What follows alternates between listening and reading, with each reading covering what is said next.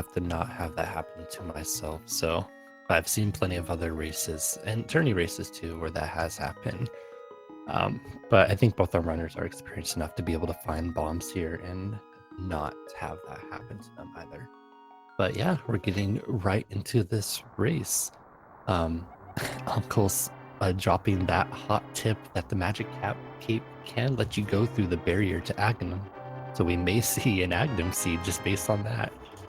That would be that's quite a hot tip indeed. And we find an early bottle with a golden bee. So maybe we can use that for some bomb farming in Escape.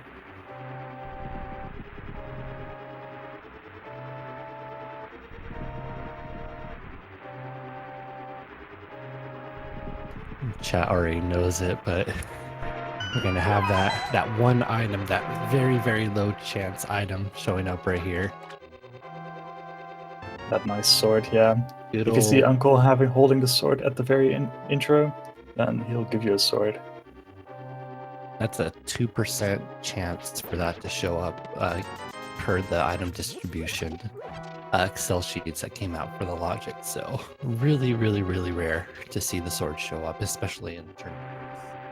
Yeah, Ack finding the early 8-pack with the bombs. And a quick map check. It looked like Eastern and Desert were the crystals, no red crystals, and Tower of Hera was the red pendants. So at least we can. Go ahead. I'll say that'll be good for kind of routing in Eastern for just that early, looking for progression. And look, Lunchtime also getting that 8 bomb drop too. Yeah, it would be really unlucky if he didn't get it with killing all the short sword cards because they're all on the same price pack. But he gets it, so we're on equal footing at this point. Right, neither of them are going to spend any time killing any additional enemies other than the required ones. You have enough bombs there for back escape, plus all of Kakariko as well. So this is essentially going to be your no major glitches part of the rando run. Minus all the text, which helps a lot. Yeah, I don't expect them to kill any enemies other than the required ones at this point. Just rush straight through the escape, go into the back, get some extra items, and then straight to Kakariko.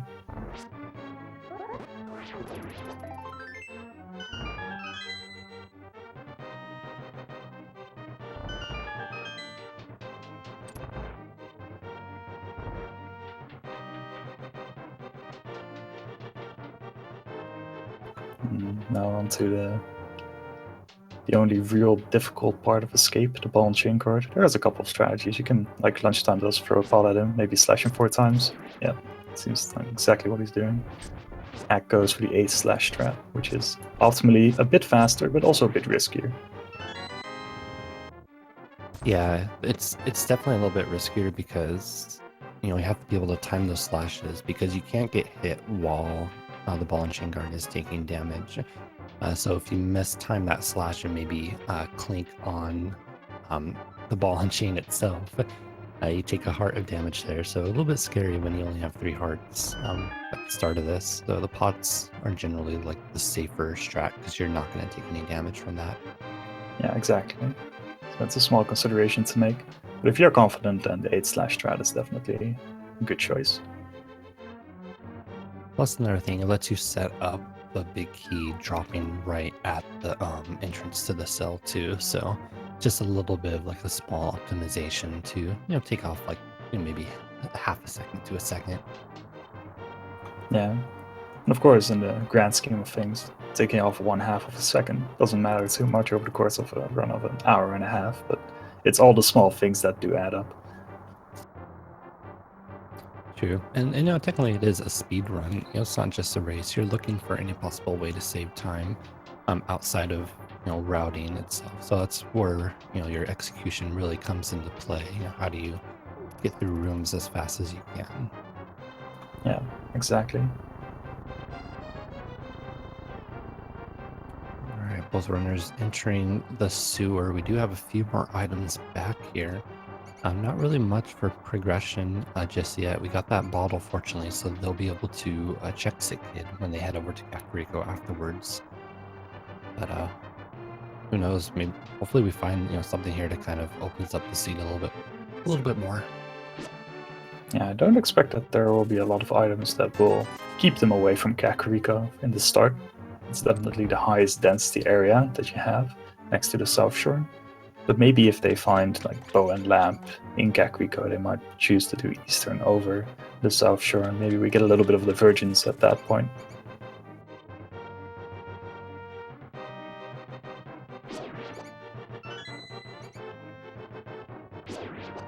All right, lunchtime heading to his final 4 items. See if we get anything back here. And no, just gain that piece of heart and the map, as well as a little bit more capacity for bombs. So we do still have an item in that final chest, but generally you want to see something in the 3 chests right here, since 3 chances are better than 1 to get a progression. Yeah, kind of a disappointing escape. Sometimes you get like an extra item, like a hammer already, or some other form of progression, but kind of disappointing so far. The last chest not delivering either. Yeah, escape pretty much a bust at this point. But at least we got a sword and a bottle, so that's what any kind of adventurer needs, starting out. Yeah, something to keep your food in, and something to defend yourself with. I mean, what else do you need? I think we're seeing a minor point of divergence at this point already. Oh, never mind.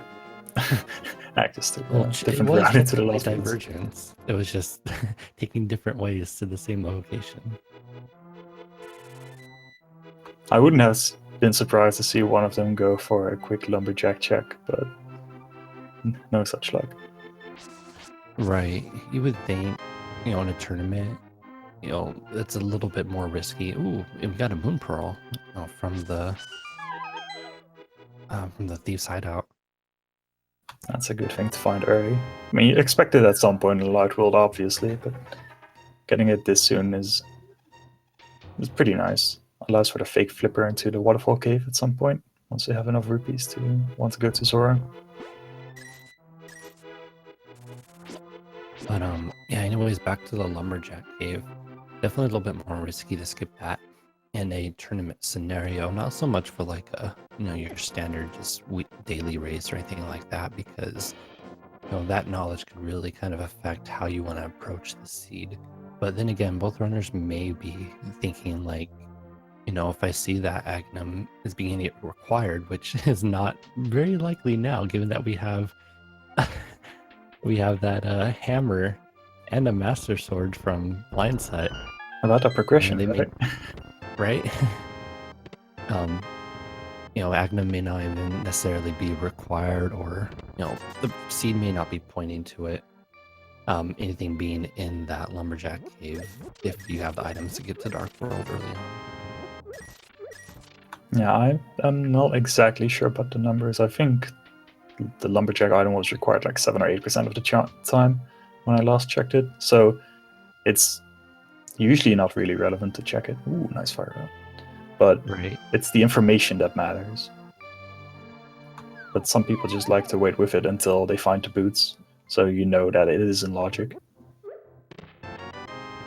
All right, well, we have our Agnum required items also picking up the lamp in the well, so they could enter it with the Master Sword and the lamp and actually get that Dark World access. But given that we're only 1 item away from Dark World access with that glove, then I don't see that we will have an Agnum seed, at least just right now. Now, with so many items left available, I won't expect an Agnum seed, but you never know, it might just dry up all at once. Right. Hope of the runners just giving the merchant a B, so they can immediately use that money to buy his item as well.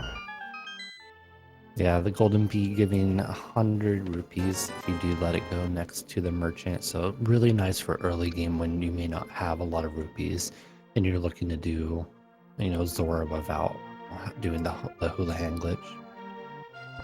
Yeah, really nice knowledge from both of them, knowing how to make use of what items they have to maximize value. Sick Kid also chipping in a little bit. Thanks, kid. At least you tried.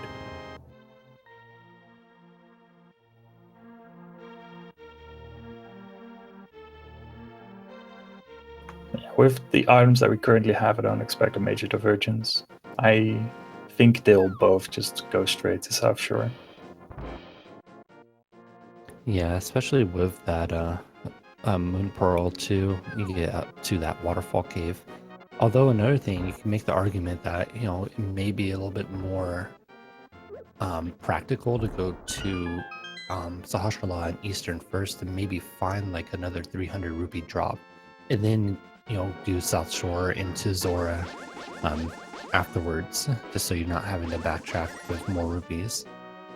Yeah, that's definitely a consideration to make. Are you going to Eastern first to find some rupees so you can do the Zora check immediately afterwards? Or you do the South Shore first and hope that you find the bow and be able to just single dip the Eastern area?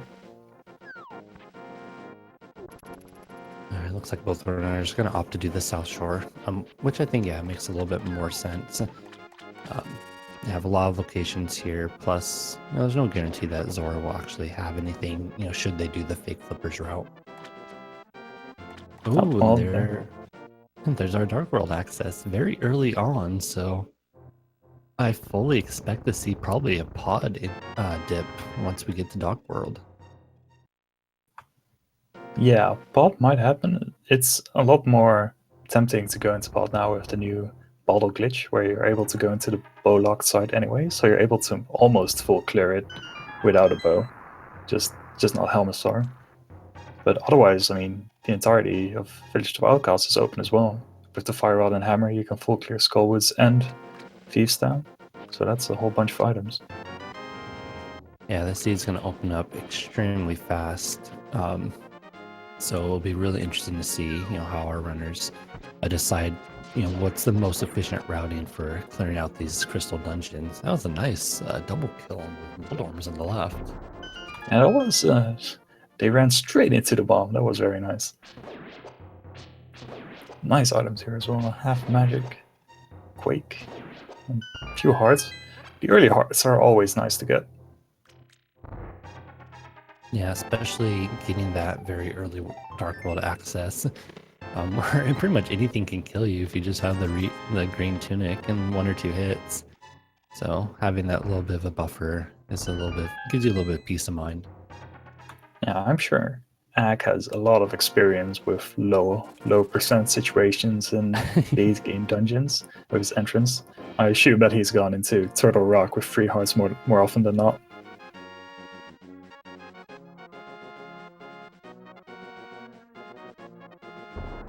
He's got to be a little bit careful on left lunchtime. Taking a hit from that crab does 2 hearts of damage.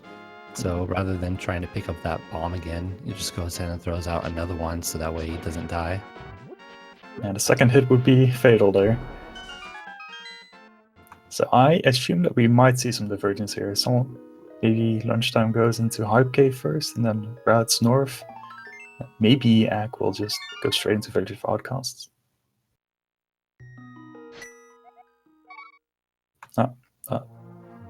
It seems like we're sticking together for a little bit longer.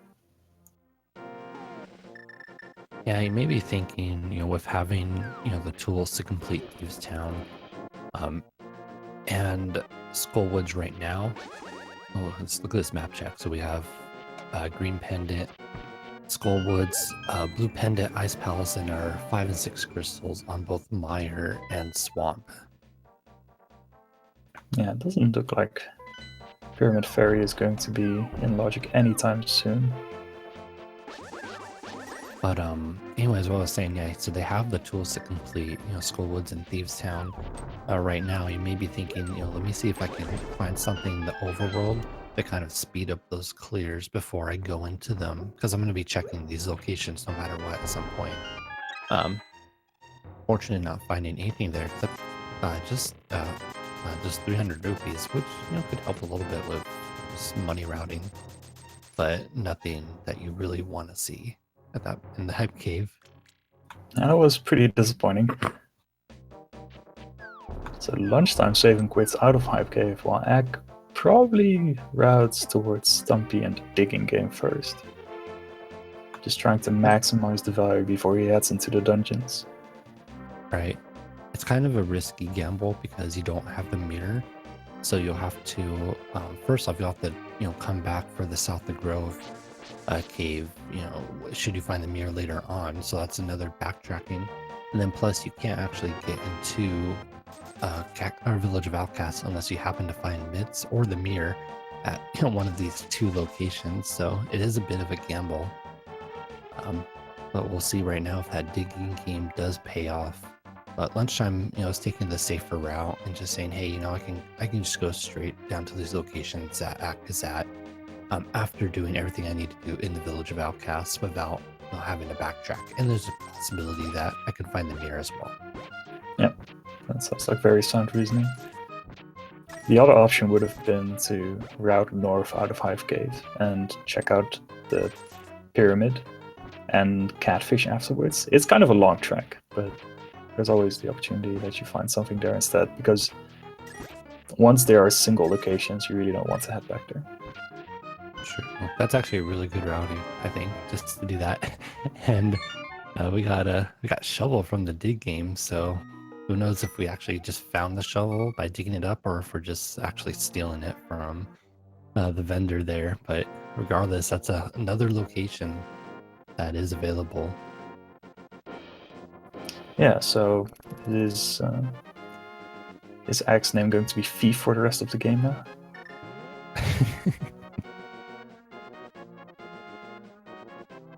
So this will be interesting if we do have something at the shovel location, because it's kind of uncommon to simply save and quit to go check it, but it's just going to be 20 rupees. Yeah, a lot of early money in the dark, like from the dark world. So no real progression otherwise. Still have a few locations to check. There is a lot of dungeons we can dive into. So yeah, lunchtime entering our first dungeon, and we see the seed Thieves Town. No other dungeon has been touched just yet, but given just how early the Dark World access was, and you have the tools to complete it, you might as well just get in there, just get that crystal, and not have to think about it for the rest of this race. Yeah, a decent mentality to have is, okay, is this dungeon going to be a lot faster when full clearing it, or when go mode again over full clearing it? No. Is it a crystal? Yeah.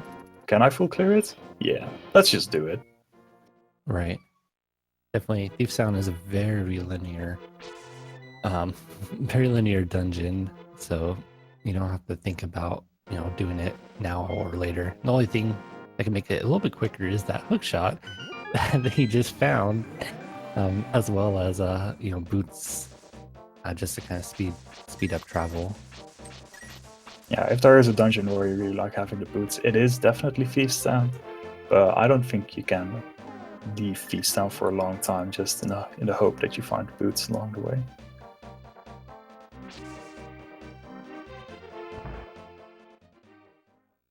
Back going through his Village of Outcast checks, probably going to be heading up these 3 locations first before he heads into Thief Sound.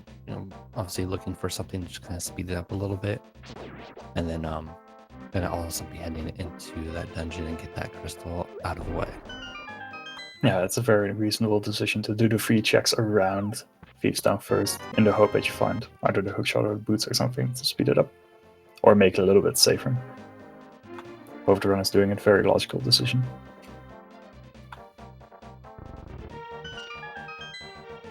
Or skipping Sea House first. That makes sense as well. Just life's proving me wrong today.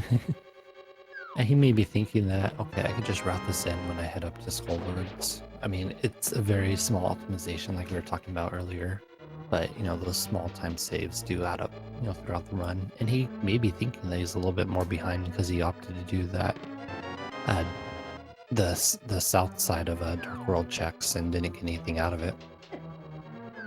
Yeah, I expect that both of them are feeling a little bit of pressure considering the matchup and how much they probably know each other by now. They won't be taking a lot of chances, or maybe they do. It's all depends on how you look at it, I guess.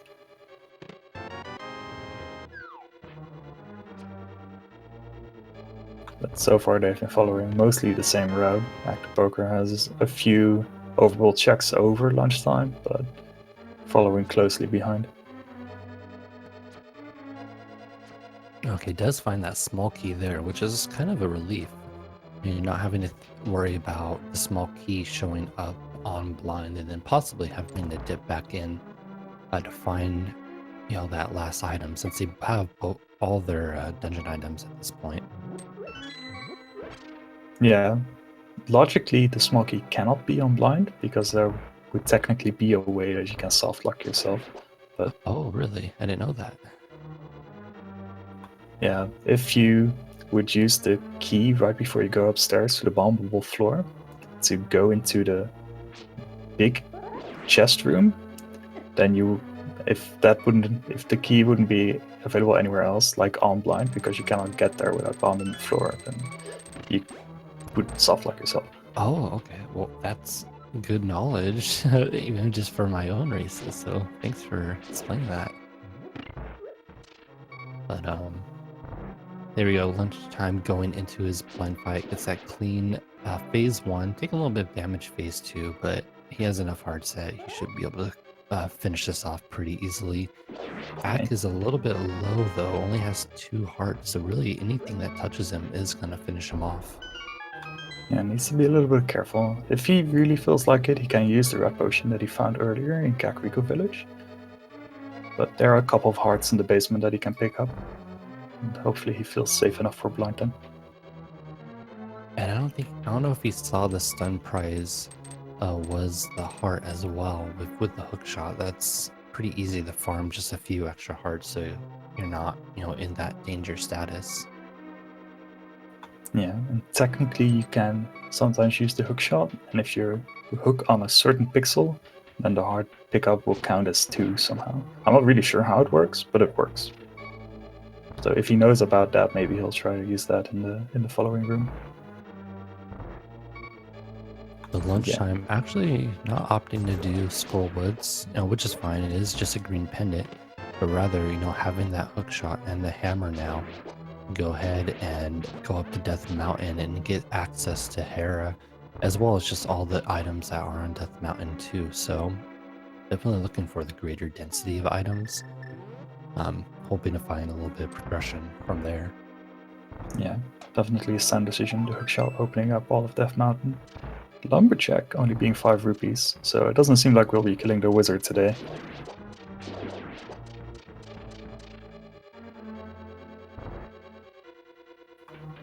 Pretty quick check together with going onto Death Mountain, I like it. Acktheboker will be finishing up blind relatively soon. Probably picking up an extra heart right here, and then it should be a decent fight. Not even, feeling pretty confident.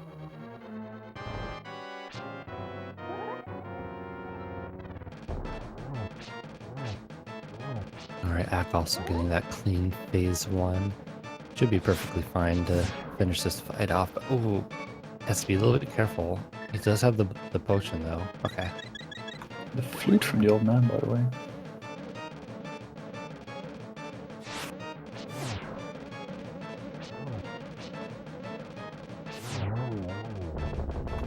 Yeah, kind of a shame that he had to use the red potion. He will not have it for the eventual path dip, but with the flute he might be able to buy some from the potion shop, because I assume he'll be going on to Death Mountain as well. Yeah, it definitely seems to be the place that logic is pointing you at.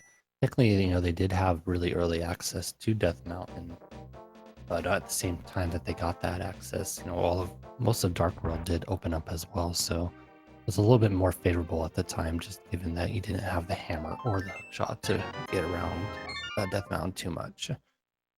So yeah, Ack should be heading over there right now as well.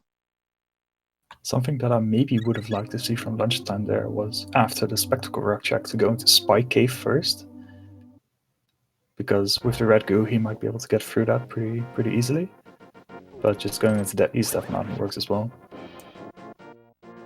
Yeah, and Spike Cave is always a little bit of a gamble too, since you have to do that save and quit after. So, but okay, we have an ice rod there from the lower portion of Paradox Cave. That's a nice item to find. That one could be everywhere, or anywhere rather. So finding that relatively early in a reasonable location is a good feeling. Even more money. Wow, we are very rich this seed. And And, flippers. and just to kind of drive the point home, we got the flippers as well. So I'm thinking a Zora check maybe, in their future. Even just because of the number of items that are up there as well, should they get in a situation where they don't have any more locations to check or just need progression. Yeah, the flipper checks are a pretty nice density as well. So especially with the flute, it's easy to just flute to 8 and make those checks. Right now, kind of looking at what they have, we still don't have access to a lot in the Dark World. Pod is still on the table, as well as Eastern Palace, both without the bow, unfortunately. And then I imagine both runners are they're gonna head up to Hera as well, since it's a very fast dungeon. And despite it being a pendant, it could still hold something of value. Yeah, I could maybe see them not going in there if there is like a compass in the basement and a small key in the back. There's quite an investment to go all the way through Tower Room to get the big key, especially without the mirror. But it seems like we have an early big key here, so my point is moot. Yeah, I mean, I would be thinking twice too if I found the small key here, and it's like, do I really want to commit to that tile room? But this is a pretty good setup, getting the first item on the first floor of Hera and then getting that big key in the basement. Definitely, it's a very good gamble to make, since it's not going to take a lot of time. Yeah, it would feel really bad if you find a compass map and small key in the top, but that's a pretty low chance.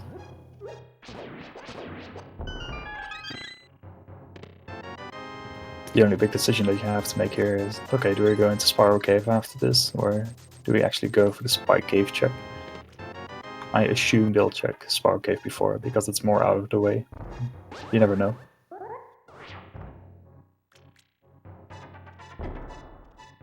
Alright, well, we have both items, so Hera not really delivering, but at least we know.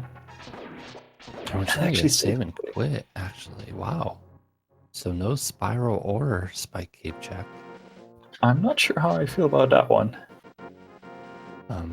Lunchtime also going to Link's house. Probably doesn't remember that he did get the flute. He could go ahead and activate that and cut down on overworld travel quite a lot right now. Yeah, luckily it's not very far to walk from here, and Ether. There is an Ether.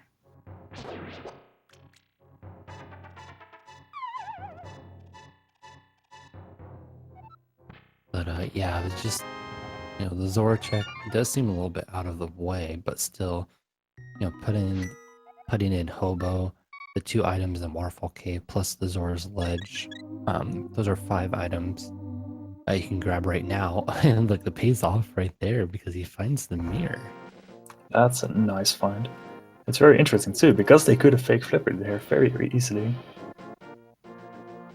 And that would have helped too if they decided to do that route that Acktheboker did, but being able to mirror at the south side of Village of Outcasts and bypass the 2 boulders that you need the Titan's bits for.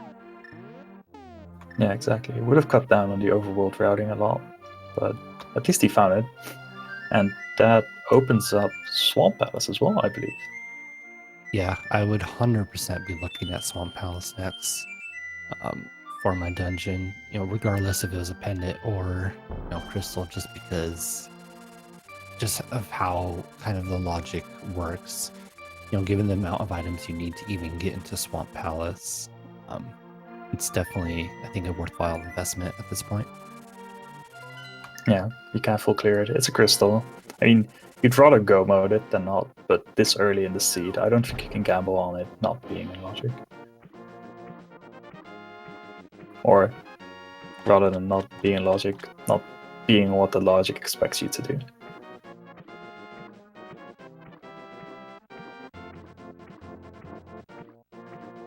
The rest of the flipper check's not really paying off yet, but we'll see what Zora gives us. Yeah, a whole lot of nothing, but I'd say at least, the flipper's leading to the mirror. That's definitely a win for both of them. Yeah, definitely.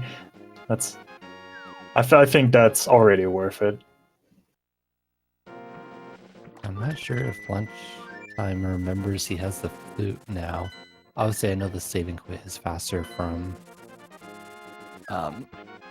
Zora to get back, and Ack actually just not even going up to Zora, just gonna go straight over to Swamp Palace as well. So cutting down on that gap between the two of them by ignoring those items up there. Yeah, Ack has been. He did the south checks, which Lunch hasn't done yet.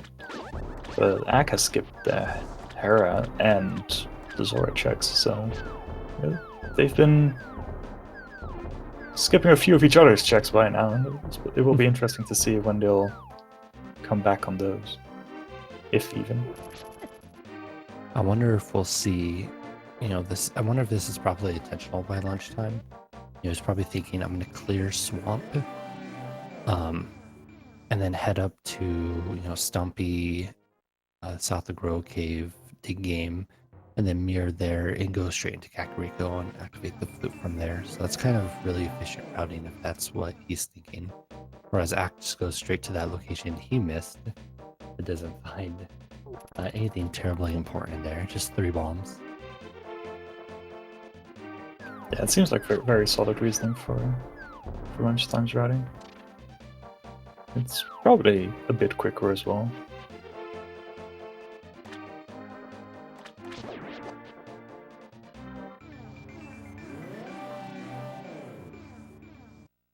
Both runners making that play. So, once you get to a certain level of rando routing, really the game just turns into a pretty kind of similar speed run with just a few small, divergences, such as, skipping the Zora chest, taking a gamble and nothing being up there. But as far as like the dungeon progression goes, almost exactly the same for a lot of runners of the same skill level.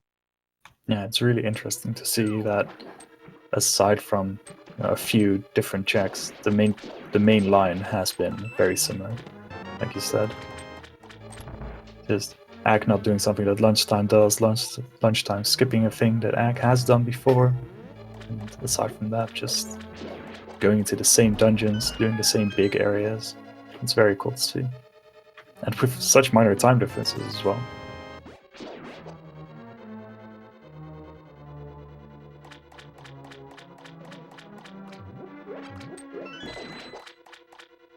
So a minor difference here could be if one skips left side and the other one doesn't. I'm not sure if they'll just go straight to the back first and then come back for left side, or if they decide to immediately full clear. Lunchtime seems to go for the latter option. Let's see what Ack does when he gets to the main hub. Yeah, he may be thinking, I have the hook shot, and you don't need the hook shot to get the items on the left side, so it will make a little bit more sense that there would be something I need in the back where the hook shot is required. Yeah, the left side is always a finicky place. You can decide to immediately full clear the dungeon and then find the map and a big key on the left side, and then have the map be in the big chest, and then you feel like a big fool for wasting so much time. But on the other hand, if you find like a bombos on the left side, which you need for Turtle Rock, when do you come back? Also, he did find the big key there in the back of Swamp, so he may be thinking, rather than going all the way back right now, I could just go ahead and route that in with that left side check, which looks like both are runners are going to skip left side for now. I don't think that they would skip left side completely, though, with how many items are still, needed to complete the game. Yeah, that, and they have found the map in the waterfall chest right there, so they know there's at least 2 items left in the dungeon.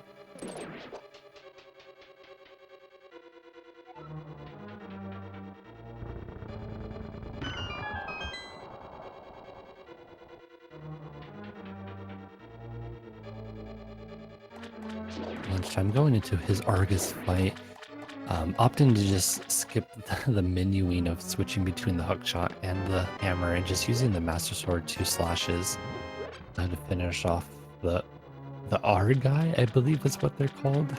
I never really knew what their name was, but I call them the Puffs. Puffs. I like that too. That sounds a lot more reasonable.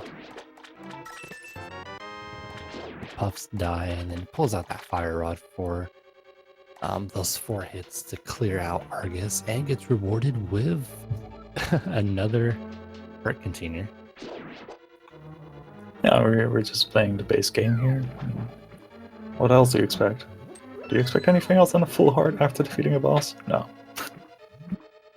I mean, at least give me a sanctuary heart or something just to kind of make it a little bit different. But yeah, lunch I'm going to be heading back in to go to that left side. No way you're going to skip those 2 items in a tournament. But look, doing actually kind of a more cool strat with the Master Sword. Getting 2 of the puffs out and then using that spin to kill them really fast. So definitely cuts down on the time spent in this phase of the fight. Yeah, it speeds up a little bit.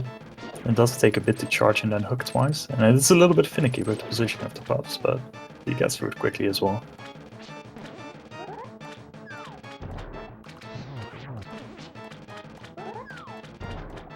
There's that compass in the big chest, meaning that we do have 2 more items on the left side. And we haven't found any progression just yet in Swamp Side. There's a really good chance that we're going to find something in here. If not, I have to start thinking, where is the mirror supposed to be leading me to? What items am I supposed to get with the mirror since we haven't found anything like that yet? We know Ether is on the Lake Haley Island, so it could be that. And otherwise there's still Graveyard Ledge, I guess. But aside from that, we don't really have a lot of locations left. That the mirror unlocks anyway.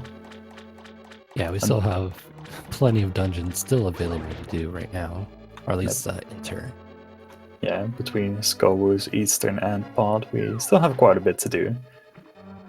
But the mirror doesn't really unlock anything else. Until we find the Titans, and then we can enter Desert Palace and Checkerboard Cave as well. I expect we'll probably see Lunchtime enter Skullwoods after activating his flute. Given that the Fire Rod really hasn't led to anything either just yet, and we didn't need to enter the basement of Hera, so no fire source was needed there, so maybe that could be leading to something independent Skullwoods.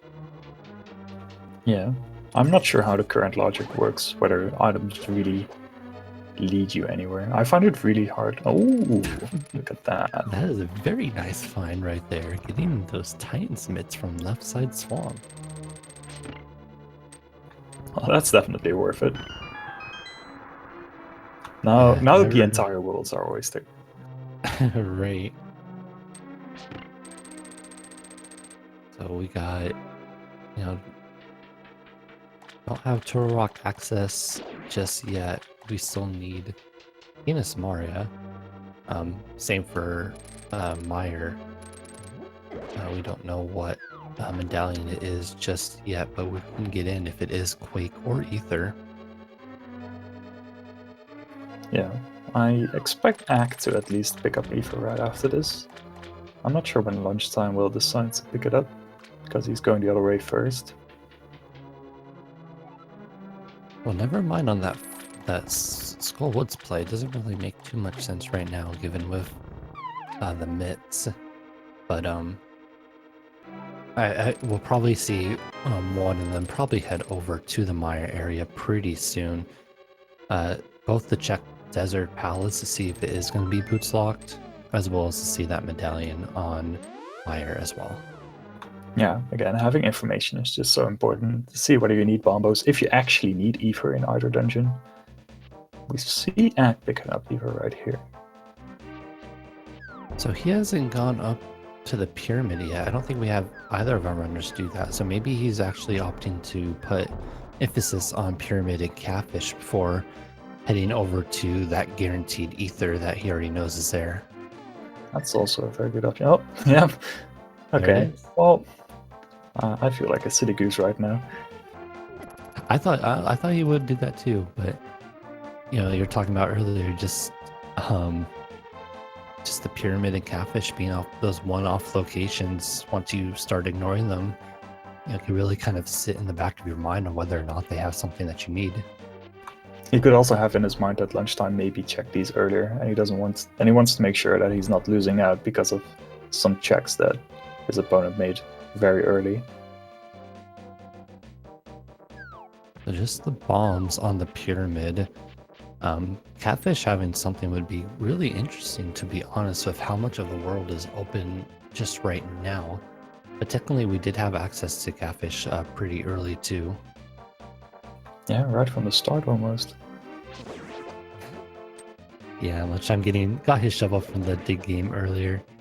Bit of a paradox that we were discussing when Ack got his, but we'll take it as you can.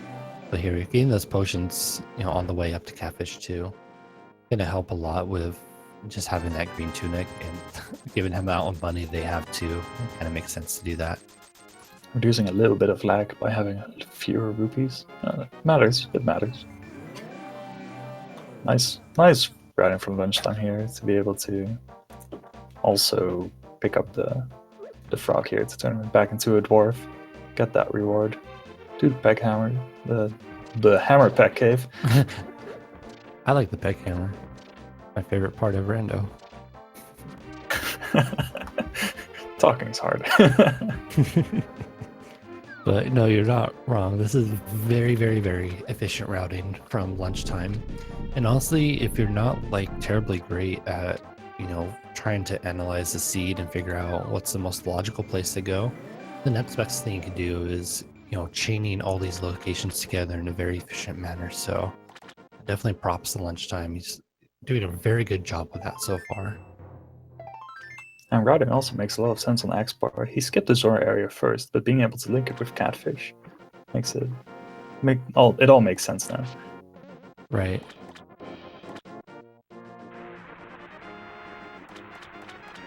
Should see that flute being activated now.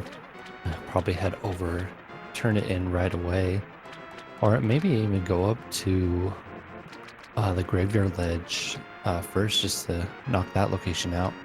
Oh, that would make a lot of sense. I like that. You can also check Bumper Cave on the way.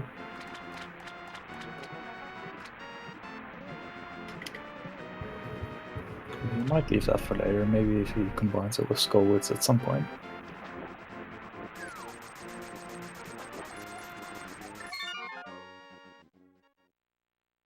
But with lunchtime's efficient routing, I believe that he might have a small advantage over Acktheboker at this time. He has had the Harrow check as well. Does not have Spiral Cave, but it didn't have anything. We'll see when he comes back for those. But they'll both be going into the Maya area really soon, and with the extra few checks that lunchtime has had, yeah, it's hard to say. Yeah. And yeah, my shed is the next obvious location to check after just, doing those locations from Swamp itself. I did not see what that was. That did look like bombos. Oh, that's not going to be great. We already have 2 medallions, and now we need to find the third. Yep, that was bombos.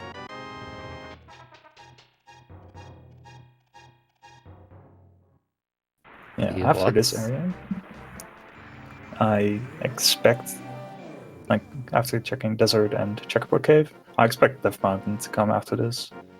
And also for the information and the 6 items. And if Ether is necessary there, then I expect we'll get that picked up. But until then, it kind of makes sense that he hasn't picked it up yet. True. If it's not even required, then might as well just leave it there for the time being. Yeah, both runners, using... Oh, finding out that Desert Palace is indeed boots locked, so add another item needed to complete this seed to our ever-growing list. We are actually still quite a bit away from go mode, even though we're already 45 minutes in. This is not a very typical V29 seed. Yeah, V29 very much likes to front load you with a ton of items. This has been a little bit opposite. We got that very early Dark World access, and then getting the Mitten Swamp. It's kind of been... They just gave you a ton of locations to explore, but not really a lot of items. Yeah, it just feels like it's trickling a lot. Just one item here, one item there, opening up quite a few locations, but not really a whole lot of items yet, indeed.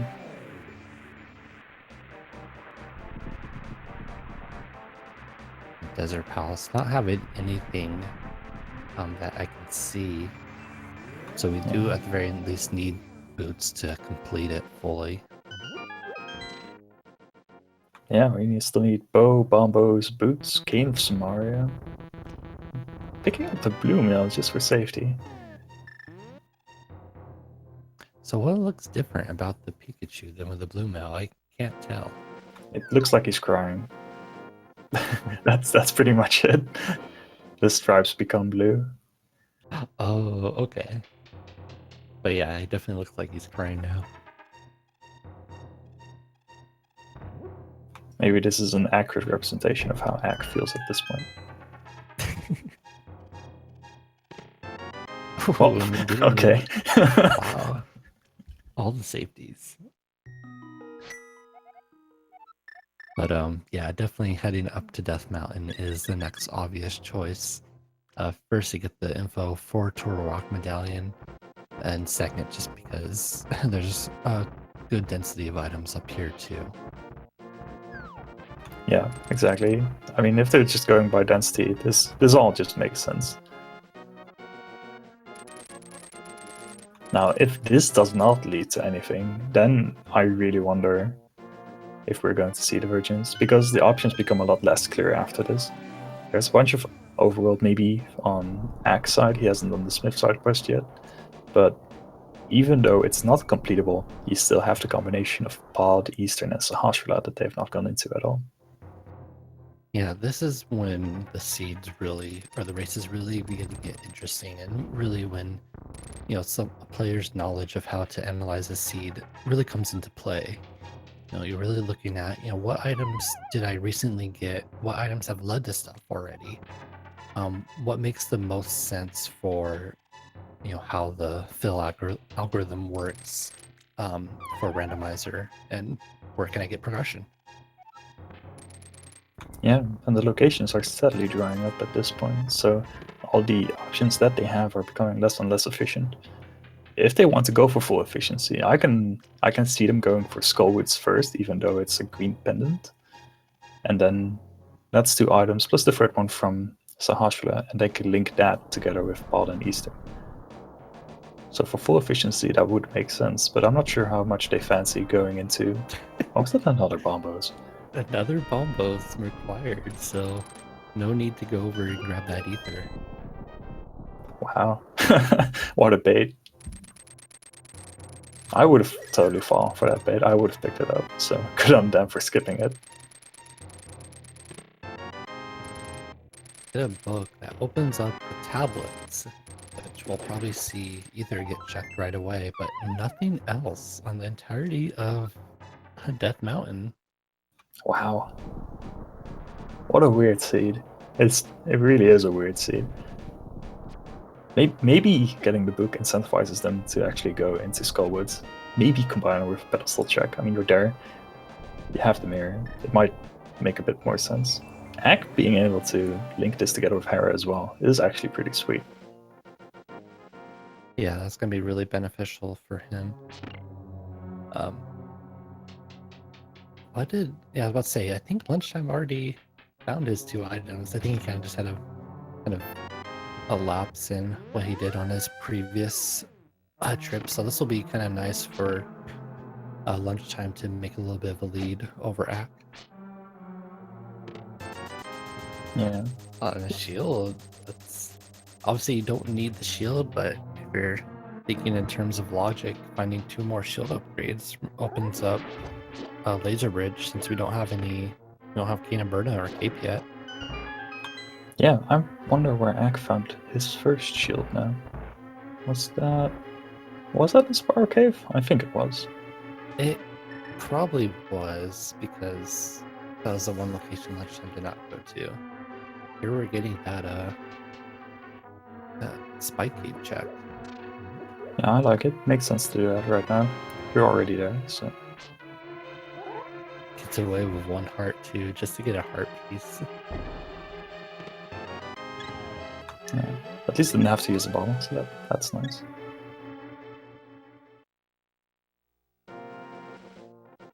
Alright, so here is that defining moment of this race. What locations do we go to, given that everything's kind of unclear at this point? Bombo's tablet. Okay. Almost tablet. Okay. Just get it out of the way, not have to think about it. Plus, it's a location you're never gonna be in the area for anymore since you already have Purple Chest and Swampton. So just rather than ignoring it, just get it out of the way and make sure there's nothing that's gonna be there to bottleneck you. Yeah, in a way this makes sense. Going for the quick one-off locations first in order to maybe be able to full clear bigger locations later. If you find a bomb, or if you find a bow on Bombo's tablet, then being able to single clear it or clear it in one dip helps you a lot. If it's of course not there, then you lose a bit more because you're doing it before the bigger chance of finding items later. But yeah. Yeah, there is something here that's gonna be pretty big for lunchtime. Oh my wow. God. So keeping in theme with this seed, another item that just doesn't really help with clearing a lot of stuff out, but just gives you more locations to check. Wow, that is really big though. Also vanilla. Yeah, yeah, that was on my mind as well. But more than that. This could be the defining moment of the race. If all the progression is left in Turtle Rock and Mire, then I cannot see any possible way that Acktheboker can catch up. Yeah, especially if Ack decides to do a lot of locations that Lunchtime has done before. On the other hand, if he does link it together with Purple Chest, he'll be able to find it soon enough. It depends on how efficient Ack decides to be. Because it is possible that he flutes to 4 with the Purple Chest and then decides to maybe go back to the Dark World, drop Purple Chest off, and then do bombos, but he might just flute to 7 as well. Right. I think he will probably do the flute to 4. Just like say you're in a tournament, you don't want to take a chance that there isn't an item in kind of a location like that. So even if it requires a little bit more investment to find it, then he'll probably take it. Yeah. I find it kind of hard to say because both of them have made some gambly-ish decisions already, so we'll just have to wait and see. He might do the Scoboots area first anyway. Meanwhile, Lunchtime making his way through Mire gets an early big keep, which would have been nice if we were doing this in go mode, but unfortunately we cannot take that risk right now. There we go. You were right.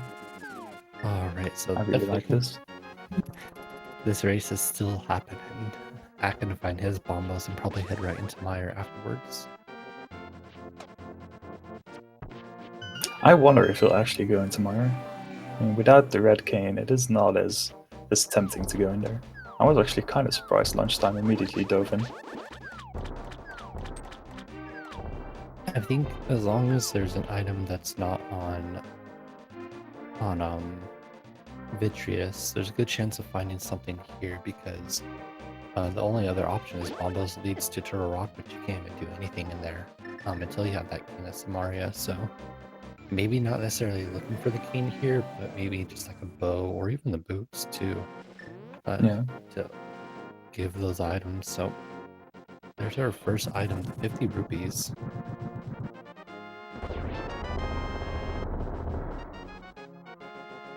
If you expect to have to double dip it, it definitely makes sense.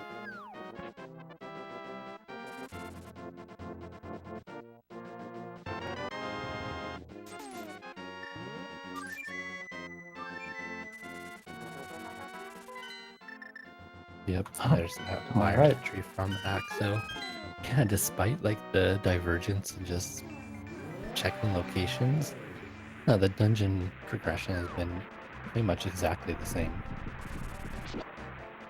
Again, despite all those mini divergences that they've had so far, we keep ending up at the same place with like minimal time differences. Alright, so have 2 more chests we can go into, the big key chest, or sorry, the big chest, and that one that's right next to it. Yeah, there might still be an item on video as well. So there's a 2 in 3 chance that we find the last item. I'm not sure how big the chance is that there's progression in there, but we still have quite a few locations left. True, you know, they haven't checked everything with the nip. They just get the cane of Burna, so That's the wrong cane. yeah.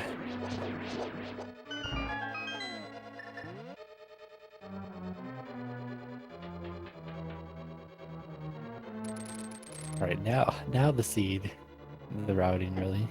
We go back to where we were at before. You know, what locations do you go to? Since we don't have really much progression at all. Yeah, I still think Skullwoods is a decent decision. But it seems like we're going into the eastern area. It's definitely the higher density of items, so it makes sense. And also as well, I mentioned this very early on. We got very, very, very early Dark World access. And generally the times that you find, you know, 1 or 2 required items in pod is when you get that Dark World access. You see pod entry maybe in like Sphere 2 or Sphere 3 of how just the grouping of items works. So there is a good chance that, well, given that we don't have a lot of locations left, there's obviously going to be something in this area, but I think pod is more likely to have something in Eastern at this point. Yeah, I would agree with that one. But on the other hand, there are 3 items in the back of Sahasrala's hut that each have a 17% chance on average to get progression. But not today. Okay. I was hyping it up so badly, but Sahasrala's hut not delivering. It's a great location, though. I mean, it makes going over to Eastern Palace early definitely a little bit more reasonable because of those 3 items having a pretty good chance of having something required. Yeah. Yeah, I like going to Sahasrala early in this current logic, just by the sheer factor that the Sphere 1 locations each have like a 16-17% chance of having progression. It just makes it really scary not to check.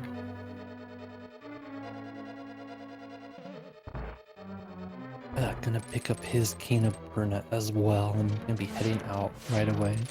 And yeah, I didn't expect it to happen, but we don't have a bow locked pod either, so we do have access to hopefully quite a lot of items if the small keys work out. Yeah. We'll have to see. I'm not sure what to expect at this point. We might even get like a bow right here. A really big key as well. So it might mean that the majority of pod is bow locked. Yeah, it's gonna be dependent on this being key as well. And then, you know, what do? Do you go up to the vanilla big key chest, or do you know if that has to be a small key, or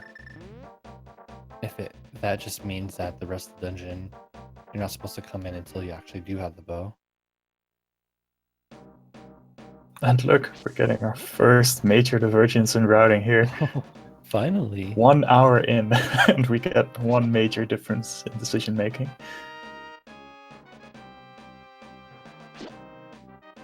So definitely, we haven't seen the fire rod lead to anything just yet. Nothing was in Misery Mire, unfortunately, so something to keep in mind.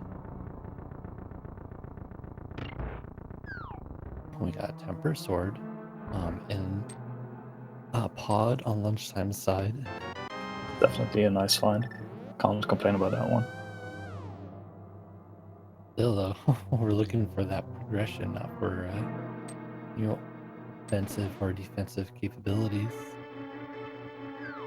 I just have a few more items left. He did have one more key left for this dark room coming up, so that way if he doesn't find the bow here, then he's gonna go ahead and do that bomb jump. I like this, saving the key. Something that occurred a lot in Key's sanity. Ooh, Not making it. You'll have to go back all the way around. here's that pedestal check. Just a few bombs. Just the triple bomb. I was hoping for that archer class, possibly, but Yeah, it was in logic, because Ice Palace is completable as well at this point.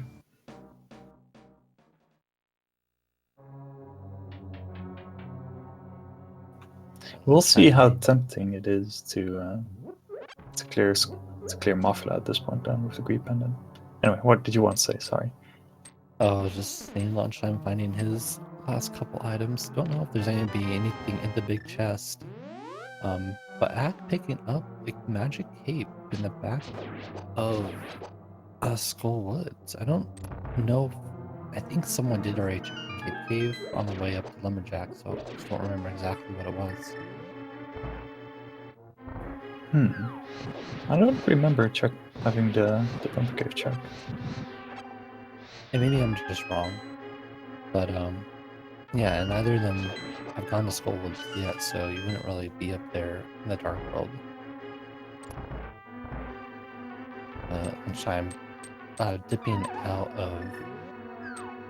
of pod to go right into Eastern, so he's really just looking for the bow right now. I can tell because he did have the option to do that bottle glitch, but he still can't even clear Helmsort King until you have that bow. Yeah, I was surprised that he didn't go for the goo glitch. It is not that difficult, and I assumed he would have the knowledge of doing it, but maybe wants to stay on sequence at this point. He could also be doing like when he wow, there's our bow. Wow. It's Sphere 1, available right from the start of the game. Wow. Okay. I mean, with the green pendant, I guess Ack will be there soon enough, but that's still a huge find to find here. Well, Lunchtime in a really great spot right now, but Ack definitely having something to lead him over to that same area too. So hopefully he makes his way. Oh no, he's going over to. Where is he going? I think he's checking Bumper Ledge at this point. Oh yeah, he did get the cape. You want to knock that out too. Lunchtime Fiend. He needed the big key to open the big chest. Gonna have to do the big loop around. At least it's a required loop around as opposed to just gambling. There being an item there versus Armos. That's the worst feeling. I really dislike it when that happens. It feels like you always choose wrong. The one time that you do decide to skip it, and that's like kind of smart.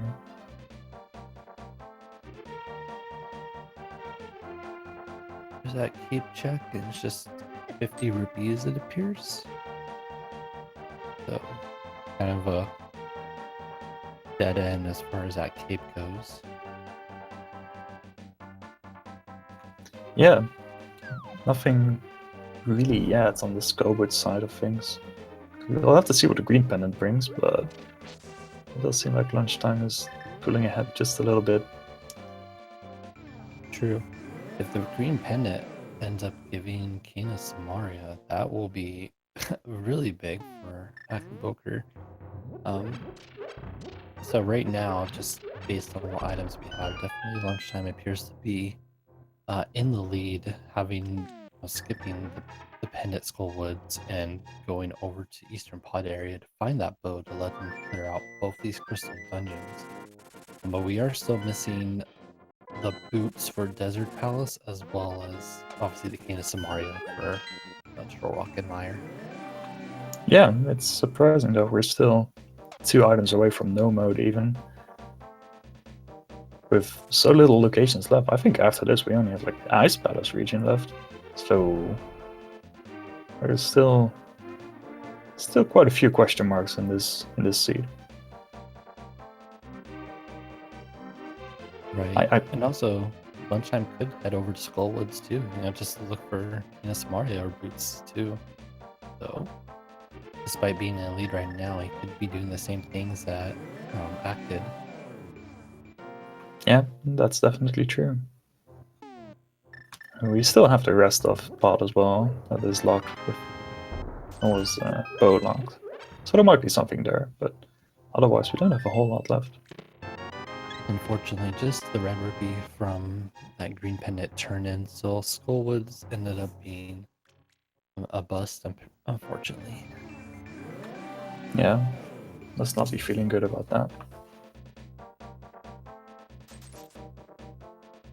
Ack gonna go into pod first, most likely, given the amount of items that are available. Whereas Lunch is gonna be in his second pod dip, this time with the bow, able to clear it out.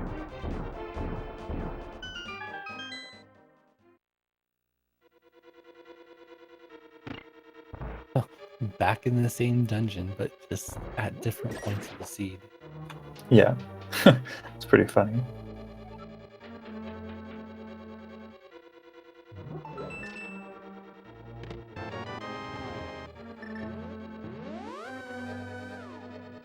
Alright, we'll have to see what's in the bow locked side. I expect 2 keys. I'm not really sure. I haven't counted that well. Ack is following me with the goo glitch coming up. Yeah, here's that potion or bottle glitch that we were talking about. So if you haven't seen that before, you'll be able to see it now. And a small key and a red urn. So that confirms that there is a small key in the big key chest.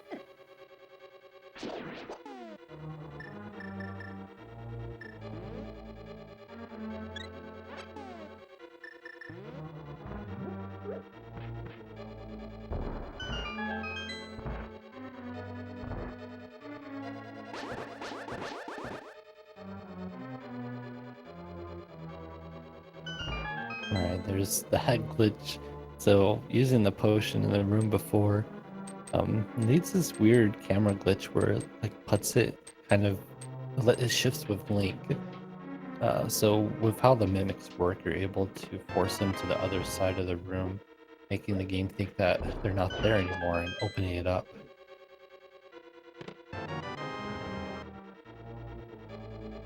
Yeah, somehow the game checks whether there's enemies like in a certain region on the camera rather than how many enemies you've killed in a certain room.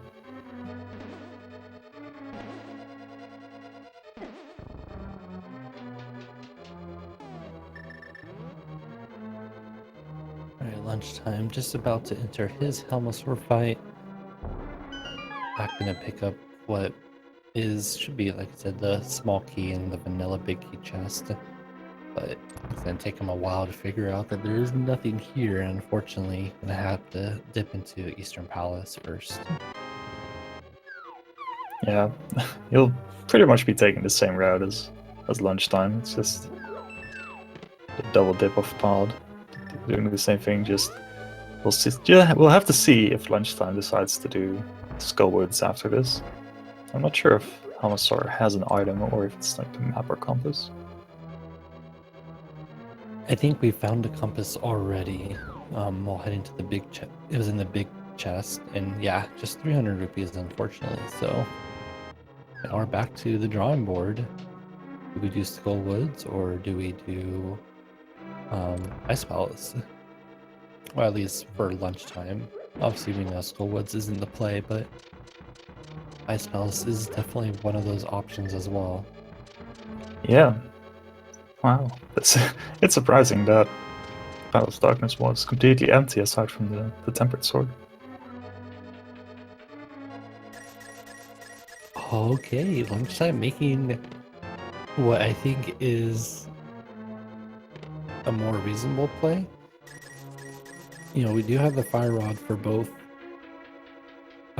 dungeons, but Ice requires a little bit more to get to, so maybe you could be thinking, you know, this greater combination of items needed to complete this dungeon means that, you know, it's a little bit later in the logic, and there's a greater chance of the King of Samaria being here. Yeah. Is potentially the game-winning play right here. Doing Ice Palace over Skull Woods.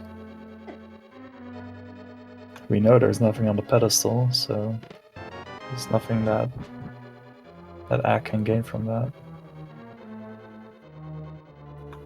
With the entirety of Skull Woods being a bust, this could be the big difference maker.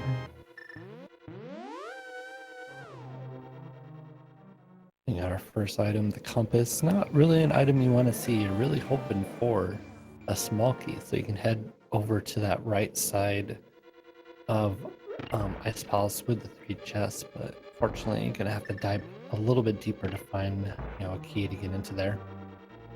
Ice Palace routing certainly is a beauty. There's so many different options you can take.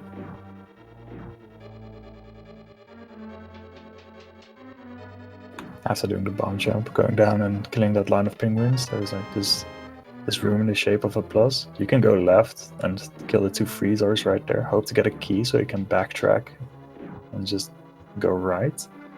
Or you can just go straight, fall down, and hookshot all the way around so you get to the same room. I'm not exactly sure what the time difference is, but they're both pretty viable options.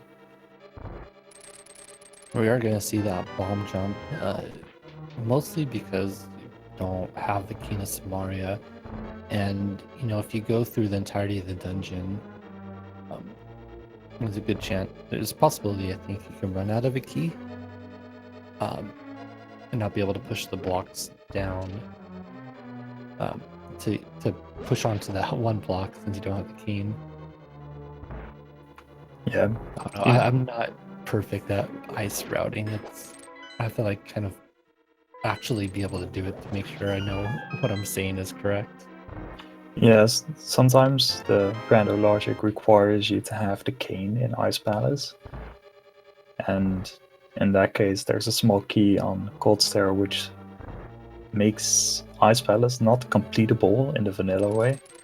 Not that you want to do it in the vanilla way, because it takes a lot of backtracking, but it is possible without the bomb jump. Very true.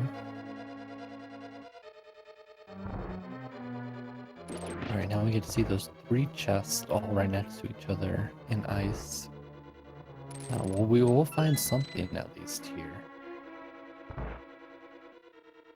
No. And we do find, you know, one item that we need for go mode, the boots. Yeah, now we're 1 item away, just the red cane. So that gives us access to completing Desert Palace, as well as King's Tomb and Bonk Rock. So, a few more locations to check. You know, our pool is getting just progressively smaller and smaller before that Red King can be. So, Yeah, I expect him to clear Desert Palace first. It's free, you have to do it anyway. But after that, we'll see the other brute checks soon enough. true. Unless the cane is here, obviously. Well, we got the big key, so we are 1 item short, and they are ready to kill Cold Stair if needed. But we're gonna check that the iced tea room, people like to call it. Yep, And it's a very aptly named room. Can't really complain about it.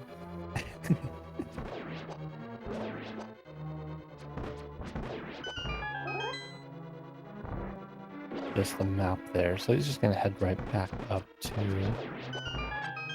that freezer room. Probably fall down and then use the hook shot to get over to the big chest. Yeah. And if that doesn't have anything, then it's just straight to Coldster.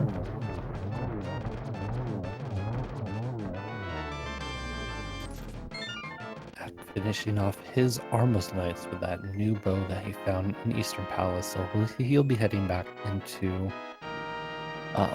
Palace of Darkness to finish off Helmsor King, while we see our last item was just that powder. That's a pretty interesting find, to be honest. That could also lead to Kane. And you know what? I don't think Lunchtime did check the pedestal that was only Act, so maybe he's thinking, I'm already this far in. Let's just get the pendant just to be safe. Yeah, hedging his bets a little bit definitely makes sense.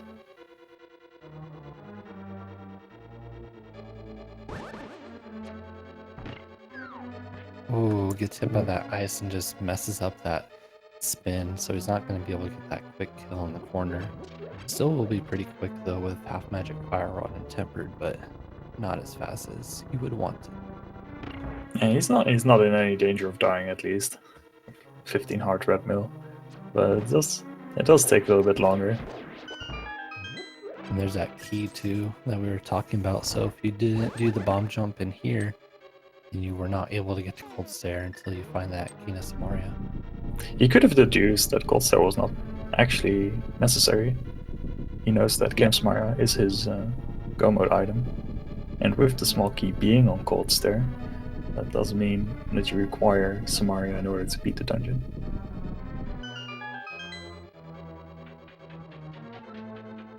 Alright, yeah, there's that desert play. Like I said, it's very quick. I don't know if we got 2 items already from desert. I wasn't keeping count last time. I think it was only 1. Yeah, that's what I'm thinking as well. But yeah, if there's a chance that there is King Samaria on this required boss that you have to kill, definitely go for that first instead of, checking Bach Rocks and King's Tomb.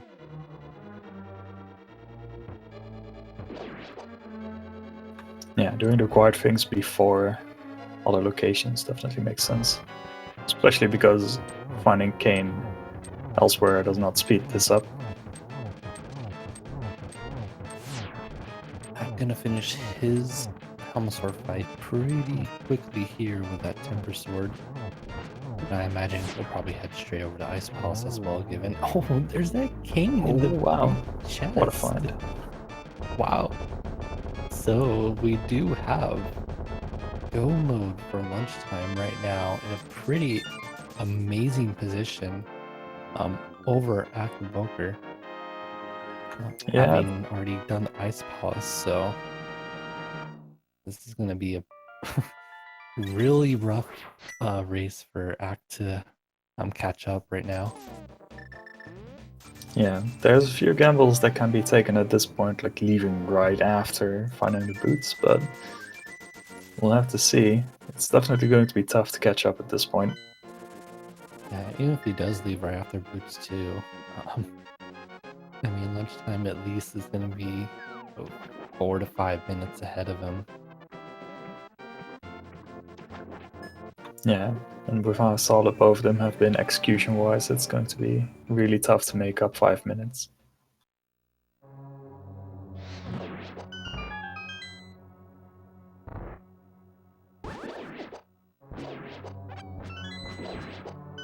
Still do have a number of dungeons to finish. We have to go back in and finish Mire, which we already have the big key, fortunately. And then we can go mode Turtle Rock as well, which really isn't too different. Just depends on where that big key does show up. But Dan and Sour will probably be where we begin to see a little bit divergence. I expect maybe Ack will go ahead and maybe just go right to like Tile Room or something, thinking that he's behind with that extra Skull Woods play. Yeah, there's definitely a few possibilities in GT that will make quite a difference. Just rushing all the way through left side over full clearing the... Wait, all the way to the right side rather than full clearing the left side. There's a whole lot of fun things that you can do in that dungeon. Oh no, Ack. Messing up that a little bit.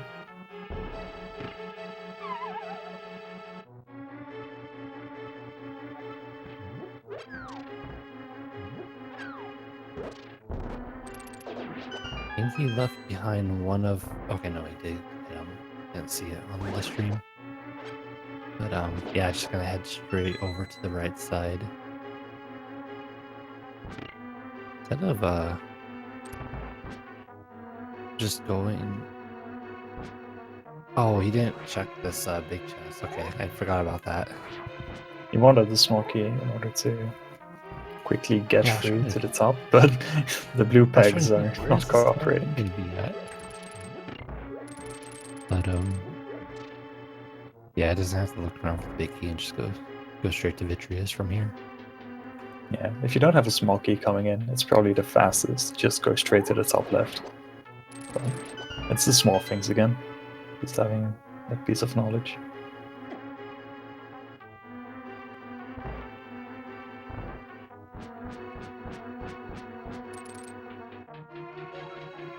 So I'm gonna get probably... I don't know what this item was. If it was a small key. No, the big key. So he'll probably do a... Oh, he's gonna drop down, so it'll be a while before he finds his boots here too. Yeah. He'll have to go all the way up and then go to the iced tea room. Oh boy. Yeah, this is a bit rough. Yeah, taking a little bit of slower route, due to, when you want a full clear Ice Palace, you generally skip the bomb jump, but with, that chance that Keen is going to lock something on close there from you, and it's just a risk that you generally don't want to take. It's pretty interesting though, because I think they could have deduced that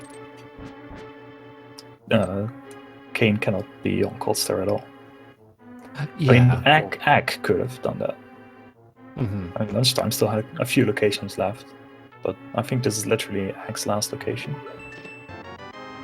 So I don't think he grabbed the boots yet. He hasn't grabbed the 3 chests on the right side. So what Lunchtime did, he actually jumped down to the top in that one very long room instead of going to the freezers.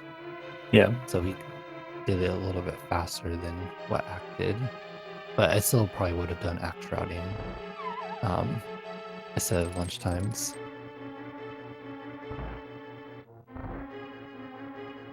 Alright, Lunchtime picking up his 6th crystal. Gonna be heading over to Turtle Rock next. Yeah, this is actually, considering how tricklish the items have been, it's still a really fast seed. We can maybe see a sub 140.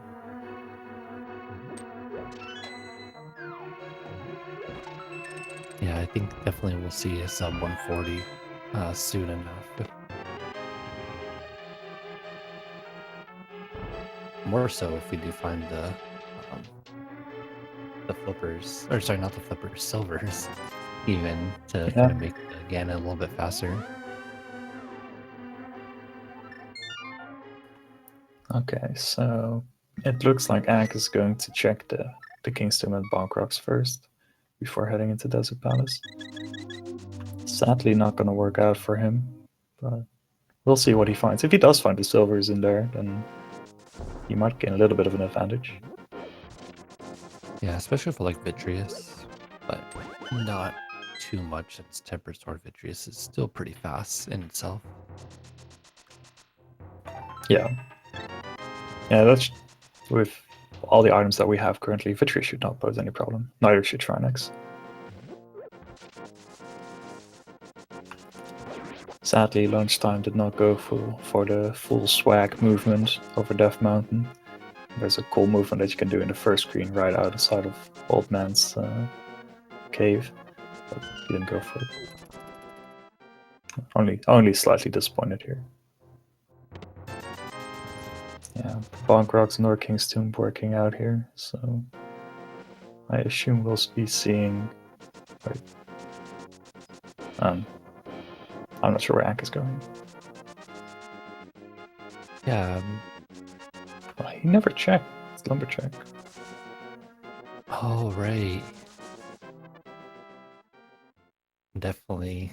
Like I said, being able to check it really early on could have saved him a lot of time here. Just going back up and seeing that there is now Agnum required.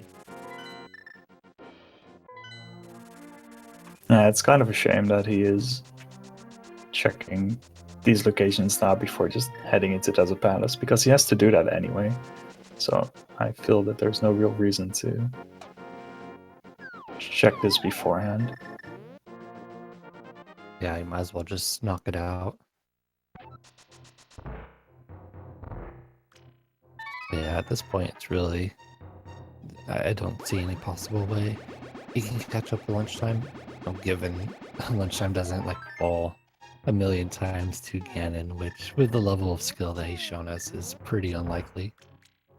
Yeah, I mean, they are both super solid players, and I don't think that they expect each other to have big derps or any blatant stupid deaths. Alright, should be seeing that desert play. Yeah, now we see the desert entry, and he'll find that cane. Probably feel a little bit sheepish after going to that big chest, but see how fast he's able to clear out these dungeons. Yeah, we might even see him just go straight to Lamolas, hope that the item is there, and then having to backtrack to the big chest. Because I think we did find one item already.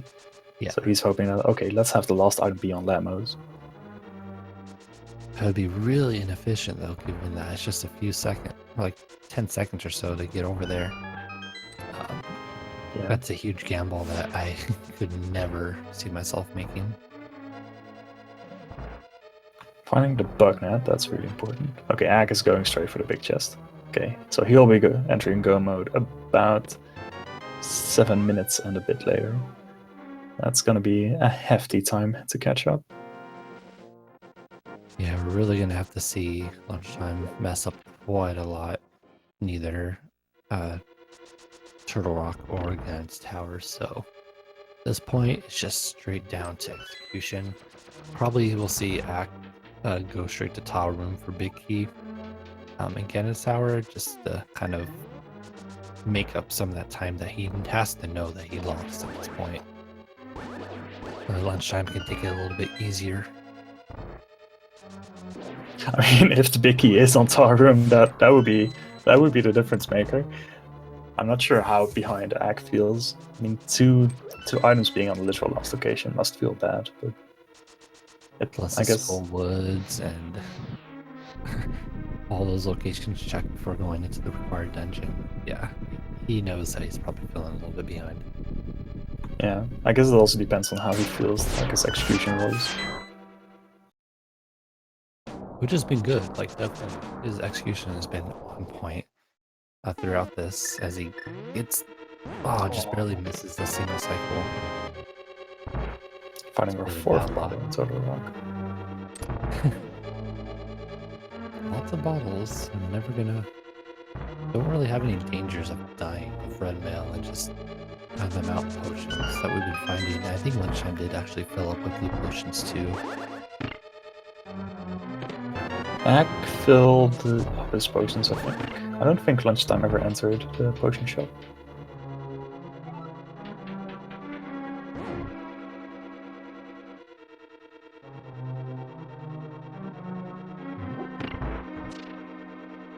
But again, with the current equipment, nothing should pose a problem, I believe. Yeah. Lunchtime will also be able to skip Laser Bridge. That's very nice. That is true. I've seen some people dip in there just to see if maybe silvers, but if I'm in a tournament, I'm probably just gonna rely on my temper sword strats. Ack getting a nice 0 cycle or 1 cycle on the Wizard Room. That's very sweet.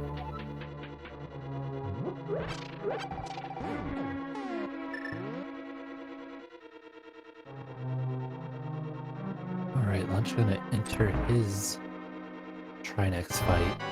Should be fairly simple.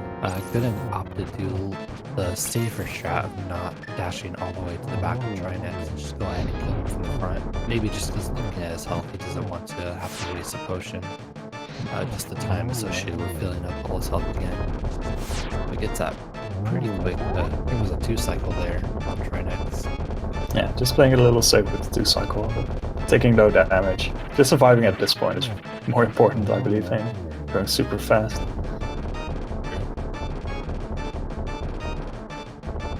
If you're not confident with strats, you just should not try them. That's the most important part to keep in mind.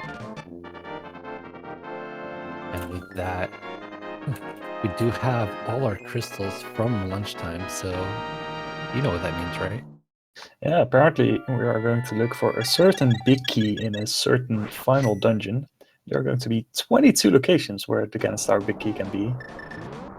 So you get to choose any number from 1 to 22 where you expect or hope that it will be, and the winner will eventually receive our everlasting love and appreciation. Since we are on the Speaking channel, if you are either a subscriber or have donated 250 bits, whoever is closest will be added to a leaderboard as well. So definitely, your correct guesses are not going unnoticed.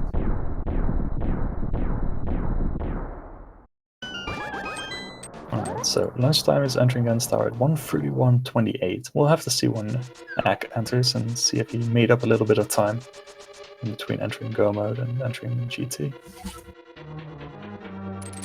Alright, we'll go ahead and close the game. This is the end there on the restream. So I didn't get anything from the first chest that I saw because I was too busy looking at the chat. Nah, that was, I think, 50 rupees or 10 arrows and a small key. Alright, so 2 locations down already. Lunchtime getting that small key and head over to the right side first, just to be a little bit safer. Yeah, if you don't feel super behind, I feel like this is a very reasonable option, because it does lose the least amount of time in total. Going by full efficiency. Oh, and number that 3 is number 3 big key. So, and the silvers too. Congrats, dude. Let me go ahead and throw that in. If we find it on the restream. Boom. Alright.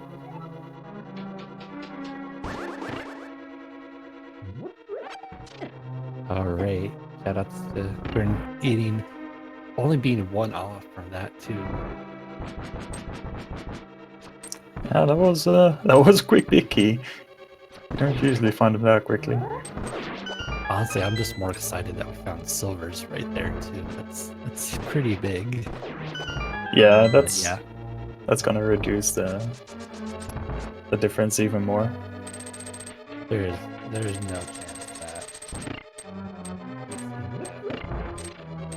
a lunchtime drop this with everything he has. Red mail, silvers, temper sword. Like anything short of like a crash, emulator crashed, or maybe even like the Gans Tower despawned. Yeah, and even then, 7 minutes is more than 1 Ganon Tower Triumph. I mean, you can always tilt off the face of the earth. But we don't expect or hope that something like that happens. Oh, of course not. I've already had that happen in one race where it was a neck and neck and someone crashed on Moldorm 2 and lost the race because of that. So I definitely don't wish that on anyone. It's heartbreaking to see something like that happen. Lunchtime making really quick work of this gauntlet using those fire rod strats. Definitely the ice physics make it a little bit tricky to travel, but ice rod being able to pretty much one-shot all the enemies, really nifty. Getting attacked by a little turret there makes Lamos 2 so much harder than the first variety. Yeah, there's like specific positions you want to be in to land those silver shots. And yeah, the turret constantly firing at you can definitely throw you off a bit. Chad is pointing out that Lunchtime went up to the gauntlet with 0 keys. Now there is a guaranteed key in the on the mini Helma, but he'll have to be lucky that there will be one in the chest as well. Pretty big gamble to take, especially if you can go ahead and just get that small key that's on the left side in the second room. So hopefully we'll see whether or not this pays off for him. Okay, he's gonna, like, I'm not gonna risk this all the sprites despawning. I'll just go ahead and grab the magic. Yeah, grabbing the magic is always a safe option anyway. Alright, here's that moment of truth. Got our guaranteed 1 key. Oh no. Oh no. Oh no. There's still one more chest. We still have one more.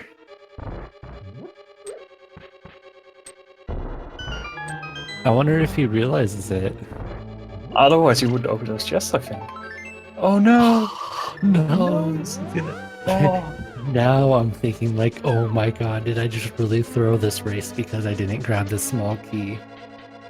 I mean, we know that he's obviously very far ahead, but He I'm doesn't. panicking so much.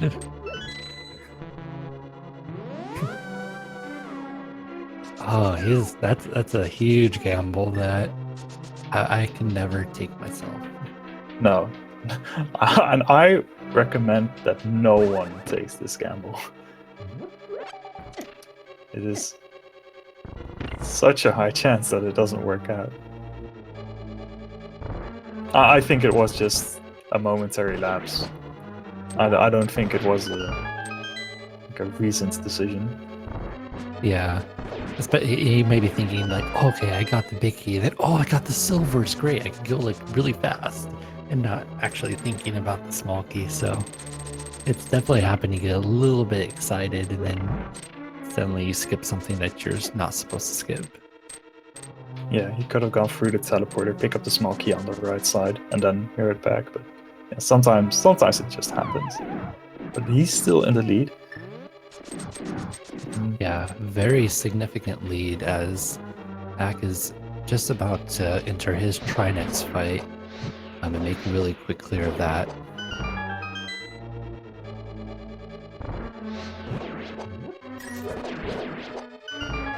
Yeah.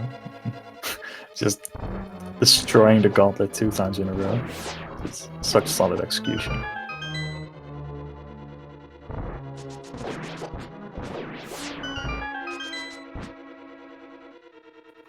And Ack having no issues with Trinex either.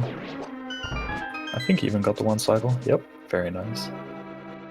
Yeah, pretty. He did the. As long as you get those dashes in, or you do the dash to the back too. Pretty easy to get that 1 cycle. But yeah, his execution's definitely really great. Throughout the seed.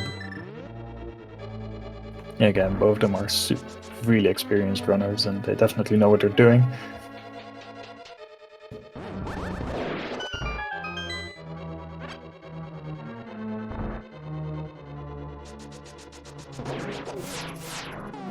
I'm getting that good gauntlet practice in.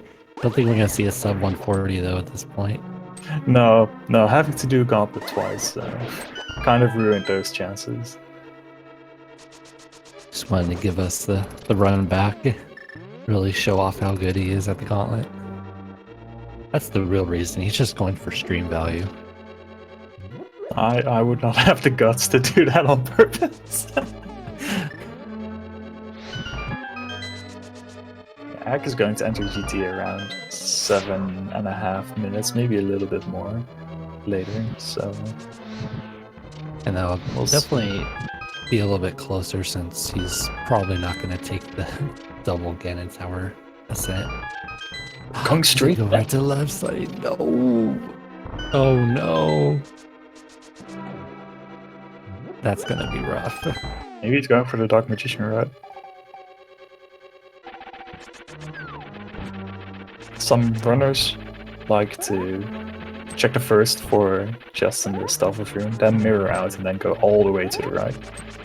So we'll see if he decides to do that, rather than go full left, because that sadly would not work out for him. Yeah, definitely lunchtime. We gotta skip that final chest. Thinking, yeah, like I'm already gonna be behind because of the double ascent that I had to do. But yeah, there's that route that you were talking about.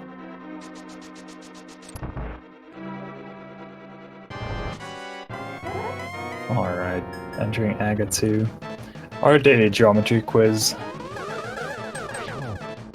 Only getting that single hit, unfortunately. Kind of a weird angle when Magnum is in the corner, but following up with a nice double.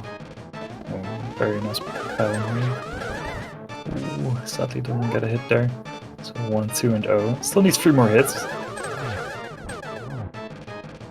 Just one more from here, but yeah, Magnum kind of weird positioning with him being in the corners there, but does get it right there. Is that 1, 1, 2? I'll let chat do it. Yeah, chat's good at counting. Much better than us. There you go. 1, 2, 0, 2, 1. Nice 5 cycle. Any longer than that, and you start feeling bad. But a 5 cycle is decent. Back going up to his gauntlet with 3 small keys this time. So won't have to worry about doing this twice. But lunchtime entering his Ganon fight, as Ganon does talk about what kind of burrito he would enjoy being. I kind of agree with Ganon's decision right here. I like spicy. Spicy's good, but I always have to go with steak. Oh, can't complain about that one either. Actually, you know, got lunch time. It's actually going to be lunchtime for me after this, so maybe I'll just go to Chipotle, get a nice spicy barbacoa burrito. Yeah. Sometimes you gotta treat yourself, right? Right. Lunchtime. I think a 2 cycle here in the second phase. Yeah, Enter twice first stop phase here. attacking. 4 hits in this phase. Yeah, this will be very easy for him. The hardest part of the fight's already done. He got the silvers. No need to take any risks about like double hits unless he's feeling that he is behind. But honestly, if I'm watching just the race channel and I don't see a dot done yet, I'm feeling a little bit better. Yeah, definitely. But at this point, you can't expect it any moment. It was kind of That was a little scary. Yeah. If it was maybe like a pixel further up, you probably would have got knocked down there.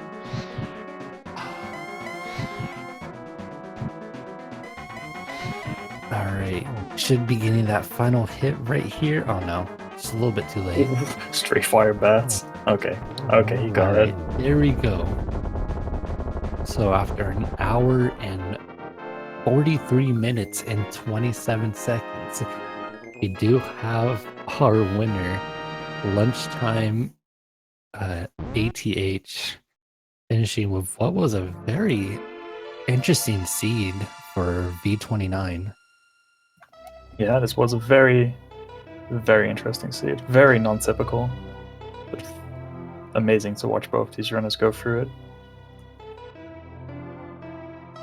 Just the sheer amount of times that we had little divergences into big convergences. Just really sweet.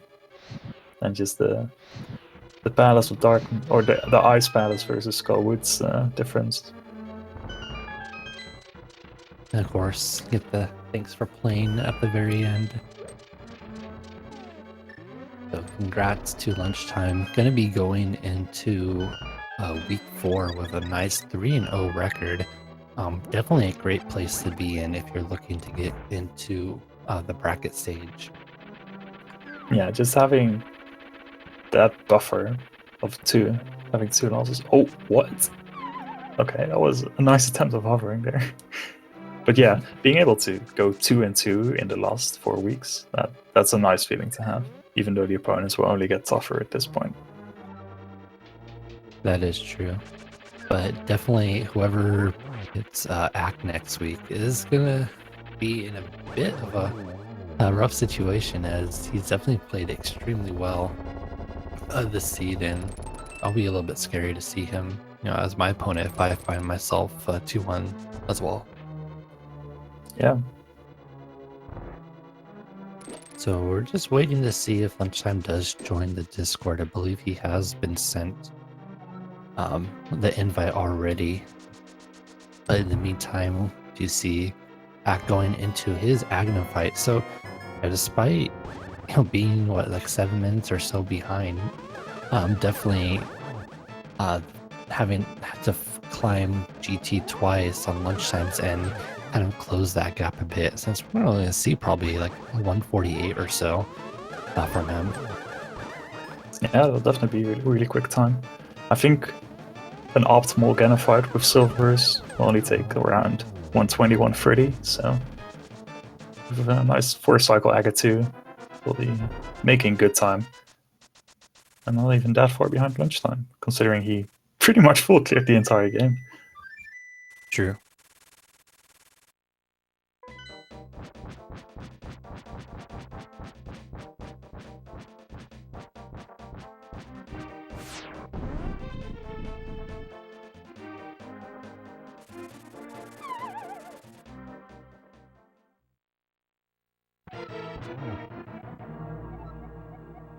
Alright, we'll see if we get that quick, 1 cycle, phase 1, phase 2 Ganon. I think he got the double slash right there. Yeah. We'll go for the 12 dashes. That's really nice. Oh, misses a dash right there, but might still be able to. Oh, okay. Oh, might be a little close. Yeah, I think he got like 10 or 11. Yeah, just missed a couple there, fortunately. A lot of respect for the people who are able to do the 12 dash strat. I usually go for a couple of double spins in that location.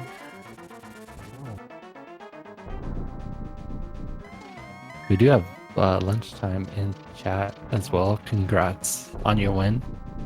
Feel free to come in for an interview if you like, but definitely don't need to if you don't want to.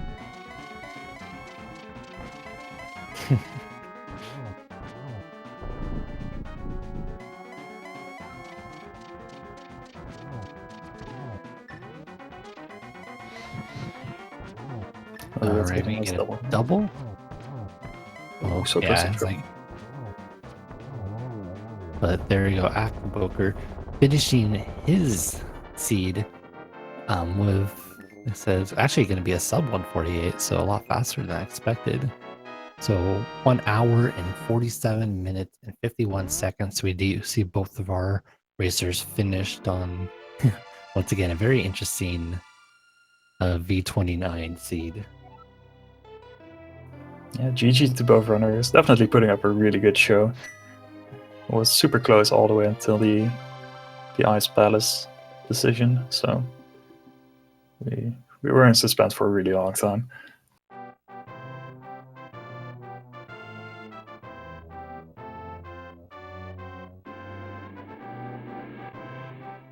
So once again, congrats to Lunchtime. Looks like he's not able to come in for an interview. I'm sure Hack will, though, because he was actually already in the Discord before the race even started, so maybe we'll see him there.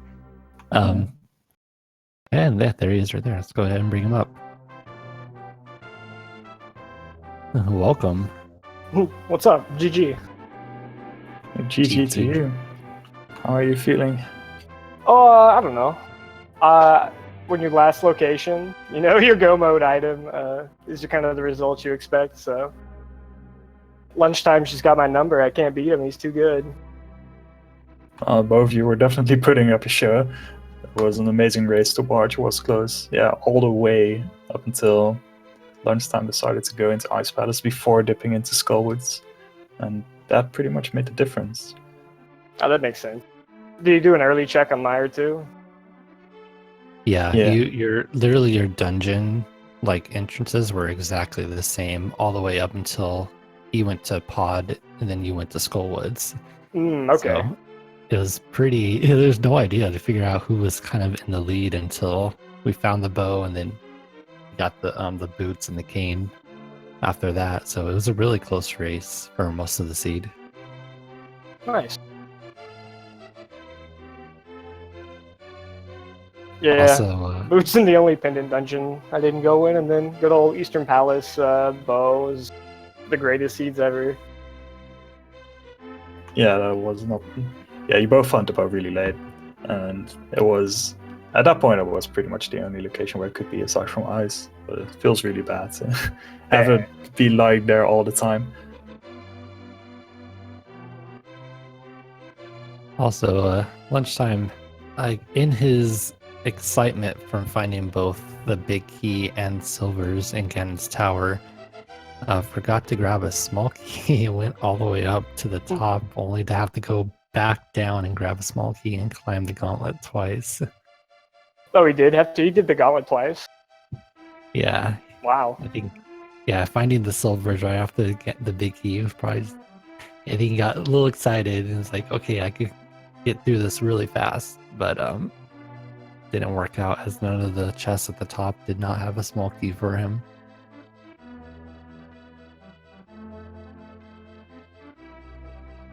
So Yeah. it's a pretty interesting seed. It's not something you generally see from V29 as far as front loading new items. It felt like it kind of just gave you, very few items, but ones that just opened up a ton of locations and said, hey, see how you're able to read the logic and what you do from there. So that's what kind of made this race a lot more tense, is just not knowing exactly where anything is located. Yeah, I mean, it was a really healthy start. It was like, here's lamp, fire rod, hammer, moon pearl, glove. Have fun, you know? Right. You had to get a glove in swamp to get the mitts, to go up Death Mountain to get a book, to go back down to do the Bombos tablet. Also, if you feel like doing Pendant Ice Palace today, go right ahead. It was kind of like everything was in very undesirable locations to check. Wanted you to be very inefficient. Yeah, all the items certainly seem to just trickle, aside from the start where you got really quick Dark World access, but after that it really dried up and it was just item leading to another item leading to another item.